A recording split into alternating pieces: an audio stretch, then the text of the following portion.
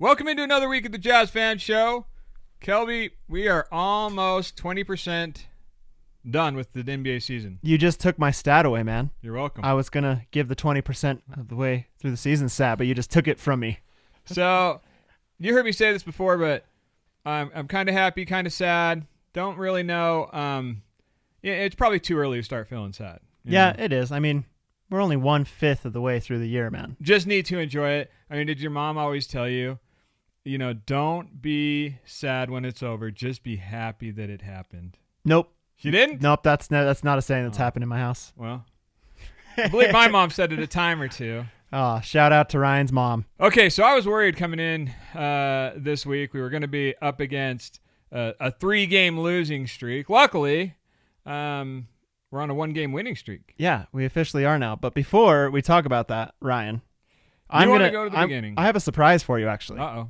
Yeah, I didn't even tell you about this in the hours that we spend preparing for the show every week. I didn't even bring this up. Long lost brother? I think we should really quickly go through some obligatory Thanksgiving questions, right? Done. Because it was Thanksgiving week this week. Yeah. It was a great week, right? It always is, as always. We have a lot to be thankful for. Yeah, so my first question for you, what does a typical Thanksgiving day look like for Ryan Van Dorn? So, because we decided to repopulate the earth by ourselves. Right. 6 kids? 6 kids, Jeez, yes. It's just a perfect amount of kids, Ryan. So much easier to just hang out at our house and invite the friends or family to come to us. That way, I, too, can slip away if there's a football game or something else going on. Everybody can entertain themselves. Yeah. Do you have a book that you pull out and it flips a bookcase into a secret room that you can watch football in? No, but I'm going to work on that. You should. Buy a new house and make sure that's part of it. We're in the process of getting ready to build one, so I just added that to the list. Congratulations, man. Hey, who's your favorite NFL team? I've never asked you that. So I don't have one that stands out. I like following some of the local players from Utah or from BYU. So you can say that you like the Saints because Taysom Hill plays for them. Yeah, You can just admit who's it. ever winning. Okay. What's your favorite food, man? What about Thanksgiving you answering food? any of these No, questions? these are all for you. Whoa. Now I'll answer some. Okay, so I like the in Utah we call them the funeral potatoes. Ooh, yeah. Right? Normally people go, I think, straight mashed potatoes and gravy. The traditional way. Yeah. We mixed it up. I like it. No, that's a good one, man. That's a really good one. I kind of like the pie. I'm just the fatty that likes the pie, so. We still had the mashed potatoes. And pie, I don't like pumpkin pie. That's not really my thing. And we didn't have a big variety of other stuff, so. Let me just say, my mom makes incredible, and it's not really pie. I guess it's a cheesecake. She makes a homemade cheesecake that is just delectable. So, shout out to Kelby's mom, right? Thanks, Sister Jones. All right. How many times did you go back for more this year? For second helpings and third helpings? I'm back for once. Oh, good. However, it is nice to know that that's sitting in the fridge so I can cruise back a couple more times. Is your strategy to go just heaping plate, or do you kind of pace yourself and do a little bit of time? Slow and steady. That's good. I appreciate that. So what are you thankful for this year, man? I have a list here. Do you want me to start? Yeah. Okay. The first thing I'm thankful for is the Purple Mountain throwback jerseys. Amen. I love those things, man. I wish we could just wear them all year. We might do better. Yeah. I mean, it seems like there is some type of correlation here. Yeah. I'll throw in one thing. Good friend Bruce Pitcher and I were exchanging text on Thanksgiving. And, it was hard to find something to be thankful for because we were coming off 2 losses. But, yeah. And, I am grateful that Ty Corbin is not still our coach. Oh, that's good. That's a good one, man.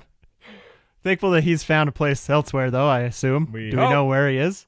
I don't know. I'm sure he's an assistant somewhere. He's one of those guys. Okay, my turn. I am thankful for 3-pointers. Really? Yeah.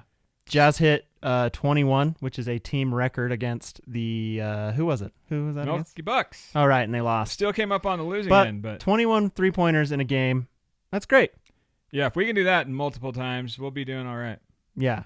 I'm also thankful for the microphone that the NBA puts on the rim because you can hear the swishes. It's so good. It feels like it's extra loud this year. Yeah. Sometimes you can hear some curse words, but sometimes that's fun too. That makes part. That's right. And you thankful for anything else, or you want me to go again? Yeah. I can just keep going. I mean, I have a list, so. I'm thankful for Croatia for giving us Bojan Bogdanovic, who we'll talk about a lot more here in a bit. I'm thankful for the GOAT, John Stockton. Do you know John Stockton's middle name, by the way? No. It's Houston. Really? John Houston Stockton. Interesting. Filed that one away in case you're ever on Jeopardy. I'm thankful for the Denver Nuggets, as always, every year. Just very thankful for them. You know what? That's good. They're on my Christmas card list. Yeah, and the last thing on my list, I'm thankful for road trips. Okay. Because the Jazz are in the midst of a 10-day road trip right now. So you're trying to convince yourself you're grateful for that, or you really are? No, I'm just thankful because it separates us, as fans. It separates like the actual true Jazz fans who stick behind their team no matter what. It separates us from the haters and the weaklings and the fake fans. It is interesting to see how many people fade away when the Jazz are on a road trip or after a couple game losing streak. Yeah, it's crazy, and there's a small minority that will actually go full on scorched earth. People freak out, man.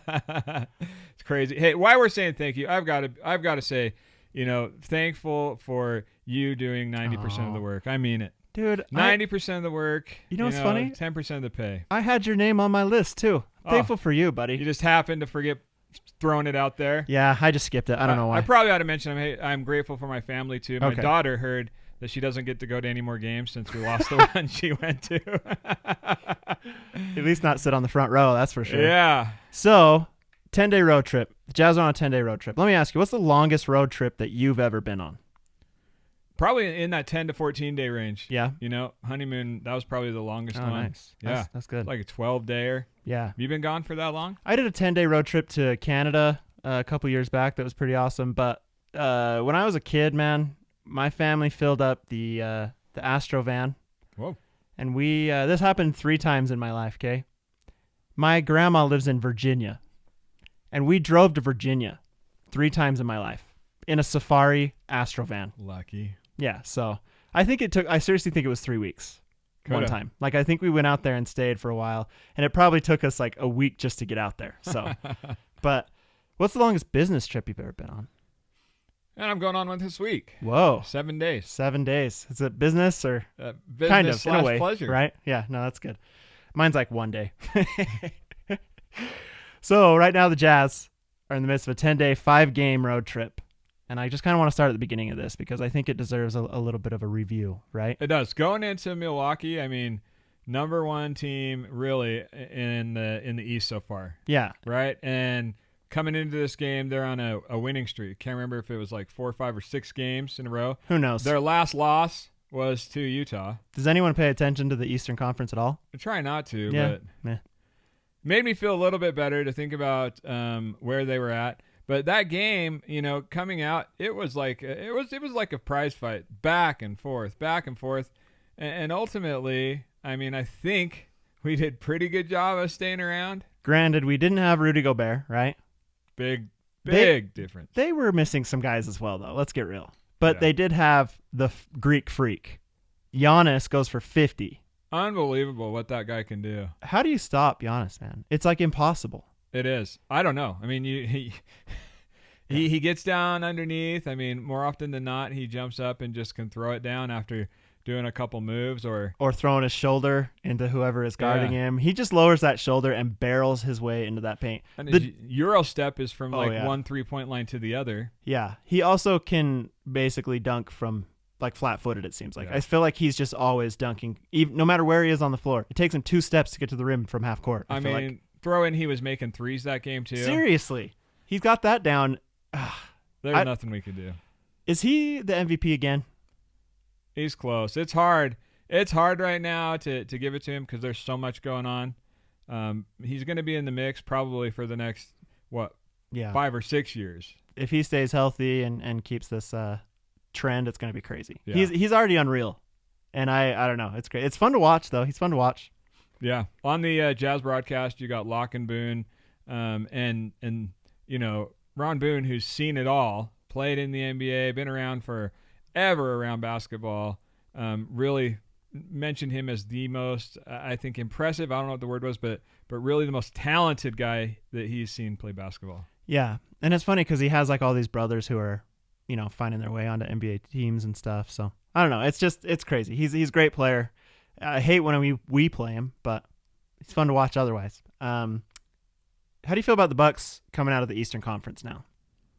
I still feel like, they're in the mix. I mean, for the top 3. Yeah. There is some games left to be played, but man, you can't argue with their results.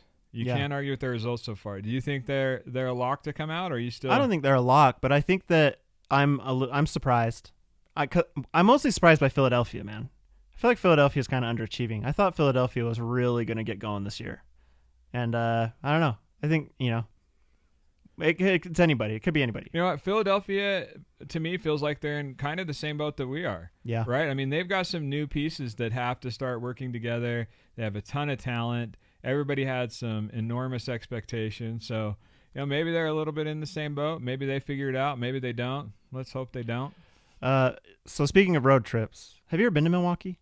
No. Okay. Just curious. I haven't either. Is it okay if we call it the Cream City? Yeah. They have the jersey called the Cream City. It's interesting. It's an interesting jersey. Whatever, man. Yeah.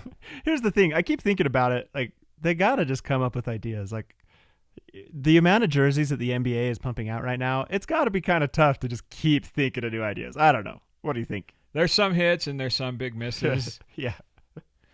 But anyway, the Jazz lose it, right? They end up losing the game in Milwaukee. It's a hard fight. It's one of those where, like, unless you're Bruce Pitcher, you're okay with it. Right. Unless you've got a tattoo on the line, you're like, that probably was one that you planned on losing. If you're being realistic, looking at the schedule. I keep hearing all these things. So I know that we both spend a ton of time in our data lab. Right. However, seems like there's like 20 different formulas for what we're on pace to do. Yeah. Right? Because you've got the strength of schedule left, you've got home games versus away games, and I'm still seeing multiple formulas that are putting us over 50 wins. Yeah. Even with these few losses. I could see it happening. I'd still bank on that. I feel good about it. However, just seems like the formulas keep changing to get us to that point. Right. That's the thing, man. I feel like even like you look at power rankings and stuff, the Jazz have fallen off a bit, just because it's been a tough start of the year, but yeah, it's how it goes, especially for the Utah Jazz. So one thing that Milwaukee game did, it gave me some confidence going into the road trip. Like, I remember feeling, hey, they put up a fight. It was without Rudy, and I think, we're going into this next one. And when I heard Rudy was going to play in Indiana, I felt really good about our chances. I did too. So Bogey is going back to Indiana where he was before this year for a few years, and he did really well in Indiana. He developed a ton too. Also, Mike Conley is from Indiana. I think he's originally from like Arkansas or something, but he grew up playing high school basketball in Indiana, so it's almost like a homecoming for him as well. A little bit of both. I'm sure Bogey wanted to, make a statement and do extremely well, and I mean that guy is impressive all the time. I watch his game and get to know him more. He can do some amazing things. And I think even in that game, we're talking about the Indiana game, while he was throwing it in the hoop, he could have had more points. And I think it was partly on the rest of the team that didn't get the ball to him enough. Yeah, it seemed like he was the only one that was playing well, right? It seemed like we were all kind of struggling a little bit, but Bogey was the only one playing well, which has kind of been the case a lot this season, right? What bothers me more than anything is I feel like it's effort. There's going to be nights where you're off offensively, but they always say defense travels, and that's also what we claim to hang our hat on is defense, right? Yeah. I mean, do you know how many points we've been allowing in the last 4 or 5 games? I mean, we're talking about like 115 to 120 point average. Ooh. After the first of the year, right, we came out firing, and we held everybody to like 100. Yeah, or less. 100 average or less. Yeah, we did really well at the beginning. And so that's the disappointing part for me as a fan, watching that game. And yeah, it's terrible when there's off nights, but it is amplified and even worse when, to me, Mr. Monday, it's not Monday morning quarterback if it's basketball, is it? Yeah, I don't know what the equivalent would be, man. Who knows? I don't either. Yeah. Monday morning all-star. Jazz fan show host. There you go. Looking back after the fact, and telling them what they should have done different. Exactly. It's frustrating when you feel like you're watching and there isn't a full effort given. Yeah, it's tough. I mean, I saw like Tony Jones tweeted out and he was like, you guys are going crazy. Yeah, after the loss. We lost Indiana. Sorry. Spoiler alert. If you haven't seen it yet, we lost Indiana by a lot. But Tony Jones was just saying, like, they start slow every year. You guys freak out every year. Like, when are you guys going to realize that this is just what the Jazz do? I remember him saying that last year. Yeah, exactly. He could have just retweeted himself. He could have. It would have been the exact same thing. So, do you think that it's time to start freaking out? No, I don't. When do you freak out? I don't know. You can't plan on a good freak out, man. For it to be an effective good freak out, there's no planning involved. It's just got to come from within, you know? I'll know. I'll let everyone know when it's time to freak out, if that time ever comes. So, speaking of Bogey, though, Bojan Bogdanovic, our man, Bogey. Yep. Over the past 5 games, 26.5 points per game, including, I think he had his 4th 30-point game of the year against Memphis. Yeah, which is crazy. So going back to that stat, I mean, he had, I think, 2 or 3 max games over 30 points in Indiana last year as their primary scorer. Yeah. He's already past that. The year before that, he had 1. Yeah. And it's funny to me that, like, I knew who he was. I kind of knew who Bogey was. You know, I'd followed him a little bit, but everyone just kind of got him confused with Bogdanovic in Sacramento. Like, everyone's like, oh yeah, it's the guy that plays for Serbia. It's like, no, it's the other one. Like, hopefully a third one doesn't join the league at some point, because that's just going to be a nightmare for all of us. But how bad was the loss against Indiana? Was that a bad loss, or do you feel like that's one where you kind of just, you know, move on? You always move on, but I feel like it's a bad one. I feel like that put us up against really up against it when we're going into Memphis. I mean, if you go into this road trip and start off 0-3, and you've got Memphis and Indiana in the mix there, I mean, I really feel like that was the worst loss of the season so far. Okay, I'm glad to hear you say that. It's time. I'm gonna start this right now. Okay, I'm gonna start a little thing that I'm gonna call Jersey Talk. Okay, Whoa. It's time for some Jersey Talk here on the Jazz Fan Show. Did you get some sick beats to go with Jersey Talk? I did it, dude. Oh my gosh. I only have so much time, right? Yeah. Well, I guess I'm kind of thankful for you then. You're thankful it goes down every time I disappoint you? Yeah. My love's conditional. I'll earn it. I'll earn it back, Ryan. I'll get there. Jersey Talk. So, what jersey were the Jazz wearing during this horrible loss in Indiana? Well, if the tweeter has anything to do with it, and I believe they're kind of loud about stuff like this. Yeah. Had to be the yellow jerseys. Statement jerseys, man. You haven't liked those from the beginning. I've heard people that like the look of them, just don't like the results. Yeah. Now, it sounds to me like you're just in full-on hate mode. Kinda. They're not doing well in them. And I've said before, they look like a Lakers jersey. They also look a lot like a Pacers jersey. You know, like, why are we wearing the other team's colors? Come on. Yeah. That's a mistake. We always make that mistake. So your vote is to just get rid of them. I think it's time to retire them, man. I don't know what do you replace it with. I mean, let's do more Purple Mountains. Let's just get rid of the statement jerseys right now. It is hard to argue with the results, and they've been terrible in that jersey this year. I wonder if it's even legal to change your jersey schedule. You have to keep to the schedule no matter what. I don't know. Yeah, that's a good point. It's probably how it is. It's there sad, is some rules, yeah. Maybe we've just gotten all those freaking games out of the way early, or maybe we should at least. I don't know. It's a joke, man. I am not liking those jerseys. Yeah. Let's just say that.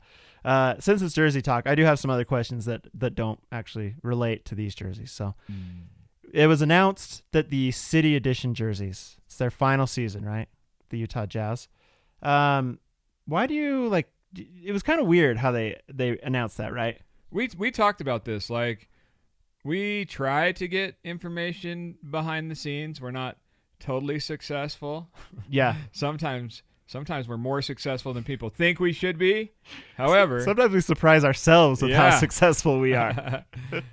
But make no mistake, we knew these Mountain jerseys were coming for a long time. With the City jerseys, we also, anticipated and I guess pretty much we knew they were coming back in some shape or form. They had games that didn't have jersey schedules on there. They included the city jersey and a lot of the promotional stuff that's filmed before the season. Yeah. I think I just thought there was going to be some type of tweak or some type of refresh. They also withheld it from a lot, though. That's the thing. Like, they would come out with these graphics that would only have the 4 jerseys, and it's like, is the city coming back? And it was just silent. And then all of a sudden, it's just like, yeah, they're coming back. Like, it's like, hey. I wish we had some good info. We've seen a purple one like that, right? Right, and that's my real question. So if you look online, you can find certain websites that sell jerseys at a reduced cost that might not be the real deal, right? These sites might not be American websites, right? They might be from other countries, might not be the most authentic gear. Anyway, on these websites, you can find like these jersey designs, right? And sometimes they're like wholesale jerseys, and I've heard mixed results. Sometimes people will order them and they'll be perfect. They'll feel fine. Sometimes they'll order them. They'll be pretty wonky, right? But on these sites, you can find a white and purple version of the City Edition jersey. Now, I know that's just like a fan like designed it or whatever, but I'm just wondering, like, you can't find any jerseys on these sites. It's like the main jerseys, and then they just have this random white to purple City Edition jersey.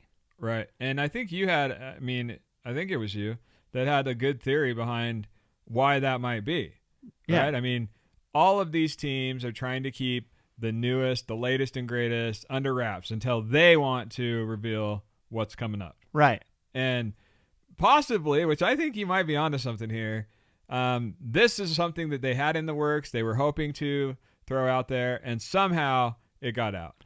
Yeah. And like we'd heard rumors of like they're going to tweak the City Edition. It's going to be kind of the same, but they're going to tweak it.